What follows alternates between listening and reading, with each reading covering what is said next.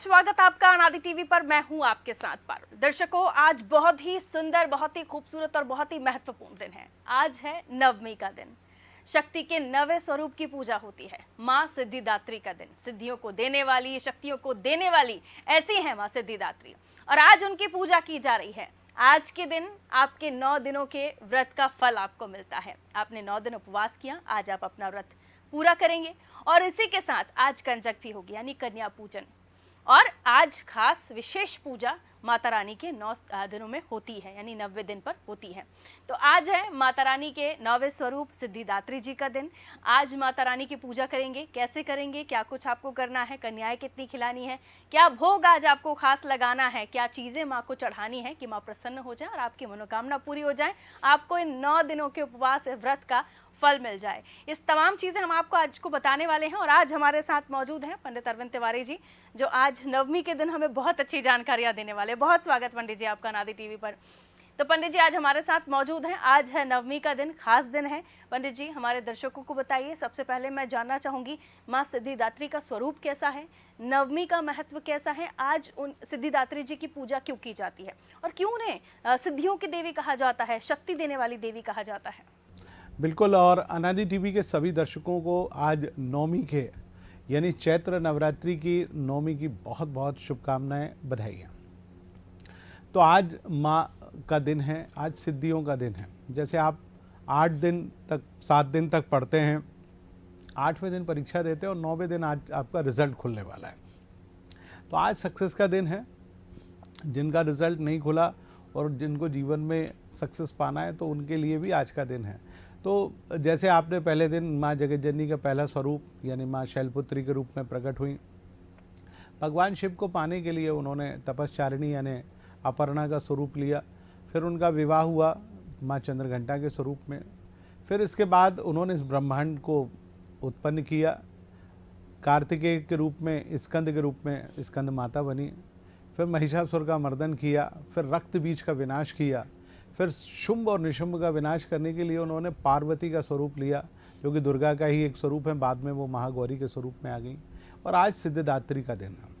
देखिए, सिद्धिदात्री का जो बड़ा रहस्यात्मक है उसके बारे में जानना भी बड़ा मुश्किल है, लेकिन जो मेरे पास थोड़ा बहुत ज्ञान है उसके हिसाब से मैं आपको एक छोटी सी कथा सुनाता हूँ। इस ब्रह्मांड को उत्पन्न करने से पहले भगवान शिव ने कई बार उन्होंने प्रयास किया कि इस ब्रह्मांड को प्रकट किया जाए। तो एक बार उन्होंने सोचा कि इस ब्रह्मांड की रचना कैसे की जाए। तो जब उन्होंने सोचा तो उनके हृदय से एक शक्ति यानी देव पुंज निकला, जो बाद में उन्हीं के शरीर में जाकर समा गया, जो कि स्त्री के स्वरूप में रही। यानी वो स्वरूप था अर्धनारीश्वर का, आधा पुरुष और आधा स्त्री का। तो कई मामलों में माना जाता है कि ये जो अर्धनारीश्वर स्वरूप है यही माँ सिद्धिदात्री है। अच्छा, अब चूँकि ब्रह्मांड बना, सारी चीज़ें बनी, लेकिन इस ब्रह्मांड को चलाने के लिए आपके पास पावर होना चाहिए। माने कोई ना कोई सक्सेस की ऐसी चीज़ होना चाहिए कि जो आपको मिले ताकि आप सफल हो सकें। यानी जैसे आज के दौर में कहा जाता है कि आप में शिक्षा दीक्षा पढ़ाई लिखाई इतनी अच्छी है कि आप पढ़ेंगे तो आपको सफलता मिलेगी। लेकिन इस ब्रह्मांड में आपको जो जो ज्ञान प्राप्त करना है, सफल होना है, तो उसको आपको सिद्धियों के रूप में आपको सिद्धि होना चाहिए। जैसे हमेशा कहा जाता है कि अष्ट सिद्धि नव निधि के दाता, असबर दीन जानकी माता। यानी भगवान हनुमान जी महाराज को जो अष्ट सिद्धियां प्रदान की थी वो माँ सीता ने प्रदान की थी। और वही सीता का एक स्वरूप माँ सिद्धिदात्री का भी है, जो कि 8 प्रकार की सिद्धियां जो माँ जगत जननी देती हैं यदि आप उनकी पूजा करके उनको प्रसन्न कर लेते हैं। 8 प्रकार की सिद्धियां कौन सी हैं? अणिमा, महिमा, लघिमा, वशित्व, ईशित्व, इस प्रकार की 8 सिद्धियां हैं। तो इन 8 सिद्धियों को देने वाली माता रानी है। आपने सुना होगा भगवान कृष्ण, भगवान राम 8 सिद्धियां लेके और 64 कलाओं के साथ, वो 12 कलाओं के साथ प्रकट हुए थे, वो 64 कलाओं के साथ प्रकट हुए थे। लेकिन 8 प्रकार की सिद्धियां ये भी जीवन में बड़ी आवश्यक है। यदि आपको इनमें से एक सिद्धि भी प्राप्त हो जाती है, जैसे हम लोग कई बार चर्चा करते हैं कि भाई अमुक व्यक्ति को वाक सिद्धि प्राप्त है। वाक माने बोलते हुए वो जो बोल देता है वो सच हो जाता है, तो इसको वाक सिद्धि कहा जाता है। तो ये हमारी देने वाली कौन सी देवी है? माँ सिद्धिदात्री है। तो आज का दिन माता सिद्धिदात्री का है। माँ सिद्धिदात्री आज के दिन उनकी आराधना करने से हमको सफलता प्राप्त होती है। जीवन में हमारे जितने भी कष्ट हैं, कई बार लोगों को भय बहुत ज़्यादा लगता है, बहुत भयभीत होता है, डर लगता है, तो वो यदि माँ सिद्धिदात्री की आज पूजा अर्चन करेगा तो उसके जीवन के भय विकार दूर होते हैं। अच्छा, दूसरा, आदमी को मोक्ष, हमेशा आप सुनते होंगे एक शब्द कि मोक्ष की प्राप्ति हो जाए, तो वो मोक्ष प्रदायिनी देवी भी माँ सिद्धिदात्री हैं। तो ऐसी सिद्धिदात्री जो कि 4 भुजाओं वाली देवी हैं, जिनका वाहन, जिनका आसन केवल और केवल कमलासन पर वो विराजमान रहती हैं। वो ना तो सिंह की सवारी करती हैं, ना वृषभारूढ़ा हैं। तो ऐसी कमल पर के आसन पर विराजमान रहने वाली देवी, 4 भुजाओं वाली देवी, 8 प्रकार की सिद्धि प्रदान करने वाली देवी महा सिद्धिदात्री का आज दिन है। आइए हम सब मिलके उनकी पूजा अर्चना करते हैं। बिल्कुल, तो माँ महासिद्धिदात्री का आज दिन है और आज इस पूरे देश दुनिया में माँ सिद्धिदात्री की पूजा की जा रही है। ऐसी कोई वजह ही नहीं, ऐसी कोई परेशानी नहीं है जिसको माँ हल ना करें। हर परेशानी का हल आपको माँ के चरणों में मिलेगा, माँ की प्रार्थना में मिलेगा, और जो भी आप उनसे मांगेंगे वो ज़रूर आपको मिलेगा। तो इन 9 दिनों की पूजा के बाद आज 9वां दिन है और 9वें दिन पर हम माँ सिद्धिदात्री को प्रसन्न करने के लिए पूजा अर्चना करने वाले हैं। पंडित जी, पूजा की शुरुआत कैसे करनी है? क्योंकि कई लोग आज कंजक खिलाकर यानी कन्या पूजन कराकर इस व्रत को खोलेंगे, कई लोग दिन में ही पूजा संपन्न कर लेते हैं, कई लोग पूरा दिन उपवास रहने के बाद रात को ही सिर्फ भोजन करेंगे। तो खास पूजा करनी है, उस पूजा में क्या कुछ होना चाहिए, कैसे ये पूजा संपन्न होगी, हमारे दर्शकों को बताइए। देखिए, आज माँ सिद्धिदात्री का है, माँ का स्वरूप दुर्गा जी का ही स्वरूप है। यदि आपको अर्धनारीश्वर यानी भगवान शिव और माता पार्वती का उस प्रकार से विग्रह प्राप्त हो, फोटो हो, तैलचित्र हो, मिट्टी की प्रतिमा हो, कांसे, सोने, चांदी, पीतल या किसी भी प्रकार की कोई प्रतिमा आपको प्राप्त हो तो आप ज़रूर ले लीजिए। नहीं मिले तो कमल के आसन पर विराजमान माँ दुर्गा की कोई फोटो या प्रतिमा आपको मिले तो ज़रूर ले लीजिए। क्या करें? आज माँ को सबसे ज़्यादा प्रिय जो पसंदीदा रंग है वो पीला रंग है, तो आज आप पीले रंग का इस्तेमाल सबसे ज़्यादा कीजिएगा। भोजन में भी आप पीले रंग को ही थोड़ा सा समाहित जरूर करिए। तो क्या करना है आज? सबसे पहले लकड़ी का पटा ले लीजिए। लकड़ी के पटे के नीचे थोड़े से अक्षत यानी चावल रखिए और चावल पे थोड़ा सा केसर डाल के रखिए ताकि वो चावल का रंग थोड़ा केसरिया हो जाए। तो आप उसको लीजिए। उसके बाद माँ के विग्रह को आप पटे आसन पर विराजमान करिए। पंचोपचार, 5 प्रकार का उपचार यानी दूध, दही, घी, शहद और शक्कर, इसको आप लीजिए। माँ को मालपुआ भी बहुत पसंद है, माँ को खीर भी बहुत पसंद है और माँ को नारियल भी बहुत पसंद है। तो आप इस प्रकार की चीज़ें अपनी पूजा में समाहित करिए। केले का भी आज माँ को भोग लगाया जाता है। केसर आज माँ को विशेष पसंद होती है, तो आप केसर का तिलक भी आप लगा सकते हैं। माँ को स्नान करने के बाद केसर का तिलक लगाएं। पीला चंदन आज उनको लगाया जाता है, तो पीले रंग का चंदन आप उनको ज़रूर लगाइए। आप यदि आपके घर में कोई इत्र या सेंट इत्यादि है तो माँ को जरूर सुगंधित द्रव्य ज़रूर लगाया जाता है, तो वो आप ज़रूर लगाइए। तदोपरांत माँ की पूजा अर्चना करिए। आज चूँकि दुर्गा सप्तशती का यदि आप पाठ कर रहे हैं तो आज दुर्गा सप्तशती का अंतिम अध्याय जो 13वां अध्याय है उसको पढ़ने का आज दिन होता है। हालांकि 11, 12, 13 ये तीनों अध्याय आज ही पढ़े जाते हैं, तो आज के दिन आप पढ़िए जिसमें माँ किस प्रकार से आपको अमरता और जीवन में सफलता का वरदान प्रदान करती है, उसको पढ़िए। अंत में सिद्ध कुंजिका स्तोत्र को पढ़िए और तदुपरांत माँ का उसी में दुर्गा सप्तशती में क्षमा प्रार्थना का मंत्र भी दिया गया है। आपने जो गलतियाँ की हैं, अबोध बालक अपने आप को मानते हुए माँ से क्षमा मांग लीजिए और उनके मंत्र का जाप करिए। दुर्गा सप्तशती का मंत्र कुछ इस प्रकार से है। या देवी सर्वभूतेषु सिद्धिदात्री रूपेण संस्थिता नमस्तस्यै नमस्तस्यै नमस्तस्यै नमो नमः। तो आप इस मंत्र का जाप कर लीजिए। आपको यदि त्रिशक्ति लगाकर जाप करना है, ओम ऐं ह्रीं क्लीं सिद्धिदात्री देव्यै नमः, आप इसका जाप कर लीजिए। आपको साधारण मंत्र का जाप करना है, मंत्र इस प्रकार से है, ओम सिद्धिदात्री देव्यै नमः, आप इसका जाप करिए। आप इसको भी नहीं कर पा रहे हैं, ओम दुम दुर्गायै नमः, तो आप इसका जाप कर लीजिए। तो इस प्रकार से जब आप जाप करते हैं तो माँ जगतजननी आपको अपनी अनुकंपा प्रदान करती है। एक सिद्धि भी यदि आपको अष्ट सिद्धियों में से प्राप्त हो गई तो आपका ये जीवन निहाल हो जाएगा और आप अपने जीवन के उस चरम लक्ष्य को जो आप प्राप्त करना चाहते हैं बहुत आसानी से यानी चुटकी बजाते ही प्राप्त होगा। बिल्कुल, तो पंडित जी ने बताया कैसे आपको माँ सिद्धिदात्री की पूजा करनी है और पूजा करने के साथ ही जैसे कि मैंने जिक्र किया पंडित जी, आज कन्या भोजन है, दान का विशेष महत्व होता है। कन्याओं को क्या कुछ दे रहे हैं ये भी बहुत मायने रखता है और कितनी कन्याओं को खिलाना चाहिए ये भी हमारे दर्शकों को जानकारी दीजिए, क्योंकि व्रत सफल करने के लिए ये भी एक पड़ाव है जो हमारे दर्शकों को पार करना पड़ेगा। बिल्कुल बिल्कुल। तो आज के दिन चूंकि 9वां दिन है और आज के दिन 9 कन्याओं का कम से कम भोजन को हम बुलाते हैं अपने घर पे। आप अपने घर बुलाइए, 9 कन्याओं के पैर जरूर चरण धुलवाना हम कहते हैं। तो आप पति पत्नी या आप अकेले हों तो कन्याओं के पैर धुलवाइए, उनके पैरों को धुलवा कर उनको एक जगह बिठाकर पैरों पर आलता या महावर जरूर लगाया जाता है, बीच में बिंदी लगाई जाती है और फिर उनके मस्तक पर सिंदूर से तिलक करिए। जो माताएं आपके घर में 8 से 9 वर्ष या 11 वर्ष की कन्याएं आई हैं उनको बहुत सुंदर चुनरी उड़ाइए। आज के दिन हलवा जरूर बनाया जाता है, हलवे का भोग कन्याओं को लगाया जाता है। काबुली चना या सफ़ेद चना जिसको हम कहते हैं उसमें आलू मिलाकर सब्जी बनाई जाती है, साथ में खीर होती है, हलवा होता है और पूड़ी होती हैं।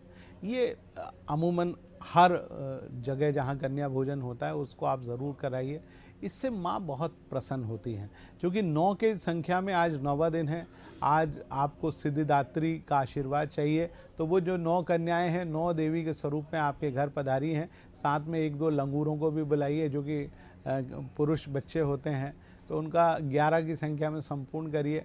ऐसा माना जाता है भगवान के साथ साथ माता के आगे और पीछे एक भैरव और एक लंगूर यानी हनुमान जी जरूर चलते हैं। तो हर देवी का अपना एक भैरव है, हर देवी के अपने हनुमान हैं। केवल यही हनुमान नहीं है, बहुत सारे हनुमान हैं, ये हमारे ग्रंथों में लिखा गया है। तो हमारे दर्शकों को बताने के लिए 2 लंगूरे ज़रूर बुलाए जाते हैं, यानी एक भैरव के स्वरूप में और एक हनुमान के स्वरूप में। तो आप इस प्रकार से 11 कम से कम 11 को बुलाकर अपने यहाँ उनको भोजन कराइए और फिर जब वो जाने लगे कोशिश करिए आरती करिए, उनको कुछ गिफ्ट दीजिए। 10, 12, 15 रुपए की प्लेट, कटोरी, चम्मच कुछ आता है तो स्मृति के रूप में ज़रूर दीजिए, ताकि वो कन्याएं जब घर में भोजन करें तो आपके दी गई उस सामग्री में वो अपनी भोज्य सामग्री डालें, आपको याद करें कि देखिए हमको अमुक के यहाँ से ये चीज़ प्राप्त हुई थी। और यथा योग्य दक्षिणा दें, कम से कम 10 रुपये ज़रूर दें। आजकल 10 रुपये से कम में कुछ आता नहीं है, तो मेरा आपसे अनुरोध है कि कम से कम इतना आप दक्षिणा ज़रूर दें। और कुछ मिठाई यदि आप दे सकते हैं अपनी ओर से, जो बच्चियाँ पाती हैं, आजकल के बच्चे जो खाते हैं, वो आप ज़रूर दें, ताकि वो भोजन भी करें, आपके हाथ से मीठा भी खाएं, दक्षिणा भी लें। और कुछ पात्र यानी कुछ ऐसी चीज़, कटोरी, लोटा, चम्मच, थाली इत्यादि आप ज़रूर दीजिए। देंगे तो माँ का आशीर्वाद आपको ज़रूर प्राप्त होगा। तो कितना सुंदर है कि आप जब कन्याओं को भोजन खिलाते हैं, कई घरों में मैंने देखा है कि घर के सारे लोग उमड़ आते हैं कन्या भोजन कराने के लिए, और फिर जब उनका जाना होता है तो जाते वक्त भी सभी आशीर्वाद ले रहे होते हैं। तो ऐसी खूबसूरती है, ऐसी सुंदर स्मृतियाँ जुड़ी रहती हैं कन्या भोजन के समय पर सभी की। और जब ये सब आप हर साल करते हैं तो अद्भुत आनंद आता है, और मुझे लगता है कि इस बार अगर आप नहीं करते हो तो ज़रूर करके देखिएगा, बहुत अच्छा लगेगा।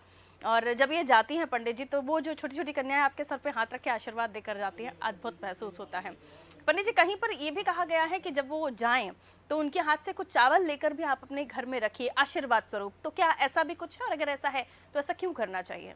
देखिए, अक्षत यानी चावल, आप देखिए चावल के बारे में कहा जाता है एकमात्र ऐसी चीज़ है, उसको बोया भी जाता है तो तोड़ के नहीं बोते, पूरा बोया जाता है। उसको खाया भी जाता है तो तोड़ के नहीं खाया जाता है, पूरा खाते हैं। इसलिए अक्षत को अक्षय कहा जाता है, जिसका कभी क्षय नहीं होता। तो अक्षत भगवान विष्णु और माता लक्ष्मी को बहुत पसंद है, और कई मामलों में कहा जाता है कि माँ सिद्धिदात्री भी उसकी अधिष्ठात्री देवी हैं। तो यदि आप अक्षत यानी चावल थोड़े से आप कन्याओं को दें और वो आपको पलटकर आशीर्वाद के स्वरूप में आपको दे दें, उसमें से उठाकर 3 बार लिया जाता है। वैसे उसको लेने की विधि यह है कि आप उसको उठाइए, उनके हथेलियों में रखिए, नन्ही नन्ही से हथेलियों में, और आप अपनी झोली, जो माताएं बहनें हैं, वो अपनी साड़ी को थोड़ा सा पल्लू का आगे करें, या आप अपने कुर्ते को या शर्ट को या रुमाल को आगे करें और उनसे 3 बार उसको ले लें। 3 बार लेने का तात्पर्य होता है कि आपको त्रिलोक की संपत्ति अब प्राप्त होने जा रही है। तो आप 3 बार उनसे ज़रूर लीजिए, और लेने के बाद उस चावल यानी अक्षत को, जो आपने माँ के चरणों में पुष्प और बाकी चीज़ें इत्यादि चढ़ाई हुई हैं, उन सबको एक रुमाल में भरकर आप अपने घर का जो खजाना है, जहाँ पर आप पैसे रखते हैं, अलमारी रखते हैं, जहाँ पर आपका धन रखा होता है, वहाँ पर आप उसको समेट कर सहेज कर रख दीजिए और आप नियमित रूप से उसकी पूजा अर्चना करिए। ऐसा माना जाता है इसको करने के बाद आपका धन धान्य भंडार, आपके घर में धन की कमी नहीं होती, धान्य यानी जो खाने की चीज़ें हैं उसकी कमी नहीं होती, भोजन के भंडार हमेशा भरे रहते हैं। और भैया अभी तो विश्व युद्ध प्रारंभ होने वाला है, तो आप अपने घर में ज़रूर आज नवरात्रि के दिन माताओं से ये भेंट सामग्री इत्यादि ले लीजिए, ताकि आपके घर में कमी ना हो और आप इस साल के संकट से बहुत आसानी से निकल सकें। बिल्कुल, तो ये श्रृंगार सामग्री वगैरह भी आपको चढ़ानी चाहिए और साथ ही साथ जब आप कन्याओं के लिए भोजन बना रहे हों, तो देखिए कई घरों में ऐसा होता है कि आप नवमी के दिन क्या करते हैं, आप 9 दिन तो पूरे लहसुन प्याज का त्याग करते हैं, लेकिन आप ये नवमी के दिन जो भोजन बनाते हैं उसमें ज़रूर उपयोग कर लेते हैं। तो ये भी थोड़ा शुद्ध शाकाहारी रखें, इस बात का भी विशेष तौर पर ध्यान रखें और जो पंडित जी ने बताया उसको भी हमें ध्यान रखते हुए आगे बढ़ना है। पंडित जी, क्योंकि अब नवमी का दिन है तो मैं चाहती हूँ कि आज के दिन खास उपाय लोग करते हैं और ऐसे उपाय हों कि उन्हें नवरात्रि के 90 दिन जो माता रानी है कुछ ऐसा आशीर्वाद देकर जाएं कि उनकी समस्याओं का हल हो जाए। तो उसके लिए माँ को प्रसन्न करने के लिए कुछ तो करना पड़ेगा और जो करना है वो आप बताने वाले हैं। तो माता को कैसे प्रसन्न करें, इसके कुछ और छोटे से उपाय मैं बता देता हूँ। सबसे पहले, चूँकि माता को हम सभी जानते हैं लौंग बहुत पसंद होती है और लौंग बहुत सारे लोग तो 9 दिन तक एक लौंग खाकर भी व्रत करते हैं, तो अपने आप में बहुत ज़बरदस्त चीज़ होती है। तो आज के दिन 9 लवंग, 9 इलायची, 9 पान के पत्ते और 9 तांबूल यानी सुपारी, तो आप ये ज़रूर आप चढ़ाएं और घर में जितने भी लोग हों सबको बाद में आप प्रसाद के रूप में उनको दे सकते हैं। तो ये माँ का आशीर्वाद होता है, इससे आपकी सेहत, स्वास्थ्य और आपको जो परेशानियाँ होती हैं वो दूर हो जाती हैं। इस दिन एक चीज़ और की जाती है जो अमूमन बहुत सारे लोग नहीं करते, लेकिन मैं अपने दर्शकों को बताना चाहूँगा। आप 9 लौंग को हल्का सा जलाकर उसका जो धुआं है आप पूरे घर में ज़रूर धूनी दे सकते हैं। इससे क्या होता है, घर में जो हमारे घर में नकारात्मक शक्तियाँ आती हैं, सबसे पहले तो हम ही अपने जूतों या पैरों से नेगेटिविटी लाते हैं। दूसरा, कई बार जलनवश पड़ोसी हो या आपके नातेदार, रिश्तेदार, मित्र जो आपकी उन्नति से कहीं ना कहीं परेशान हो, तो आप वो धूनी को घर में चारों ओर दीजिए, तो वो नकारात्मक ऊर्जा अपने आप भाग जाती है।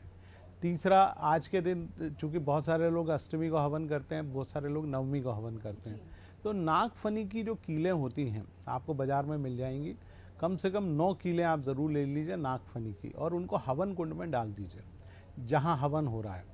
और हवन कुंड में डालने के उपरांत जब आपका वो हवन कुंड ठंडा हो जाए तो नागफनी की 9 कीलों को लेकर थोड़ा सा पानी में डाल दीजिए, क्योंकि गर्म हो जाती हैं। और फिर आप अपने घर के हर बाहर के जो क्षेत्र है उसको घर के अंदर नहीं लगाया जाता, घर के बाहर ठोका जाता है और उसी में आप एक कच्चा सूत जो है वो पंडित जी महाराज जो हवन करने आए होंगे उनसे आप थोड़ा मंत्र से अभिमंत्रित करा लीजिए और उस कच्चे सूत को नागफनी कीलों के माध्यम से घर को संरक्षित कर दीजिए। अब बहुत सारे लोग फ्लैट में रहते हैं, घर में नहीं रहते, तो वो क्या करें भाई, 4 नागफनी कीले लगा लें, बाकी सारी नागफनी कीले एक जगह लगा दें और बाहर से फ्लैट के इधर से हम डोरा बांध के ऊपर से डाल के, छत तो चूँकि होती है तो वहाँ ऊपर से डाल के हम इस प्रकार से करें कि हम अपने फ्लैट को संरक्षित कर लें। तो इसको करने से क्या होता है कि आपके घर के ऊपर कोई नकारात्मक शक्ति, ऊर्जा, देखिए कलयुग है, इस समय पूरा ब्रह्मांड जल रहा है, आप देखिए कि तरह तरह की लड़ाइयाँ हो रही हैं, तो आपके ऊपर उसका कोई प्रकोप ना पड़े। यदि आप युद्ध के क्षेत्र में भी निवास कर रहे हैं, यानी हमारा प्रोग्राम लोग दुबई, गल्फ़ कंट्रीज़ में भी देखते हैं, तो वहाँ के लोग हैं जो युद्ध से परेशान हैं, तो आप कृपया कर नागफनी कीलों का प्रयोग आप कर लें ताकि कोई मिसाइल या कोई ऐसा ड्रोन आपके इलाके में ना आए, क्योंकि ये माँ की अद्भुत शक्ति है। हमारे हिंदुस्तान में आप यदि राजस्थान में देखेंगे तो माँ का एक अद्भुत इलाका है जहाँ पर बम गिरते हैं लेकिन फटते ही नहीं हैं, तो ये माँ की शक्ति का प्रतीक है। आप इसको करके देखिए, उस इलाके में बम भी नहीं फटेगा, ना ड्रोन गिरेंगे, कहीं और अन्यंत्र जाके गिरेंगे। आप हिंदुस्तान में रहते हैं तो हिंदुस्तान में उसको उस हिसाब से करके देखिए, मुझे लगता है इससे आपको ज़रूर लाभ होगा। बिल्कुल, और हमारे धर्म में ऐसी ऐसी चीज़ें हैं, ऐसी ऐसी जगहें हैं जिनको नासा तक सॉल्व नहीं कर पाए, तो फिर हम तो खैर बहुत छोटी सी चीज़ है कि इस चीज़ को ना स्वीकार करें। ऐसे अद्भुत अद्भुत चमत्कार होते हैं जिसे हम देखते हैं, समझते हैं, लेकिन जब उसकी परत खोलने की कोशिश कोई भी करता है, चाहे साइंटिस्ट भी करते हैं, तो कई जगहों पर वो भी हार जाते हैं। तो विश्वास अपनी जगह है, भरोसा अपनी जगह है, लेकिन करना आपको है नहीं है, ये आप तय कीजिए। मुझे लगता है कि हम जब माता रानी की इतनी पूजा कर रहे हैं, मुझे लगता है कि हम जितने भी हिंदू धर्म को मानने वाले लोग हैं, वो नवरात्रि को बहुत महत्व देते हैं। और इन नवरात्रि को जिस तरीके से पंडित जी ने हर रोज़ आपको बताया है, आपने सारे दिन हर चीज़ों को मुझे लगता है माना होगा, फॉलो किया होगा, और आपने दिनचर्या में उन चीज़ों का पालन किया होगा। और आज भी आप, क्योंकि सुबह से ये कार्यक्रम देख रहे हैं, तो आज भी आप अपनी दिनचर्या में ये सारी चीज़ें लेकर आएंगे। जहाँ हवन हो रहा है, जैसे कि पंडित जी ने बताया, उस उपाय को करेंगे, वरना घर में आप लौंग वाला उपाय ज़रूर कीजिए, ताकि आपके घर की नकारात्मकता चली जाए। पंडित जी, बहुत अच्छा लगा इन 9 दिन आपके साथ कार्यक्रम करके, और पंडित जी ने भी हमें 9 दिन पूरे समय दिया है, और इस समय के साथ साथ वो कंटिन्यू बोले हैं, मतलब नॉन स्टॉप बोलना भी अपने आप में बहुत शक्ति माता रानी की आशीर्वाद है आपके पास कि आप इतने अच्छे से बोलते हैं और इतना फ्लुएंटली बोलते हैं। क्योंकि कई बारी हम जब कार्यक्रम करते हैं तो हमें ही खांसी वगैरह आ जाती है, लेकिन बहुत अच्छी बात है। बहुत बहुत शुक्रिया पंडित जी हमें समय देने के लिए। एक बार फिर से आप सभी दर्शकों को चैत्र नवरात्रि के 9वें दिन यानी माँ सिद्धिदात्री की बहुत बहुत शुभकामनाएं। बहुत अच्छे से पूजा कीजिए, अपने घर की सुख शांति के लिए माँ से आशीर्वाद मांगिए, और बहुत अच्छे मन से पूजा कीजिए। और मैं उम्मीद करती हूँ कि आज ये 9 दिन पूरे होने के बाद आप आगे भी उन माँओं का, उन बहनों का उतना ही सम्मान करेंगे जैसे आप इन 9 दिन करते आए। रखिए अपना ख्याल, दीजिए मुझे इजाज़त। जय माता दी। जय माता दी।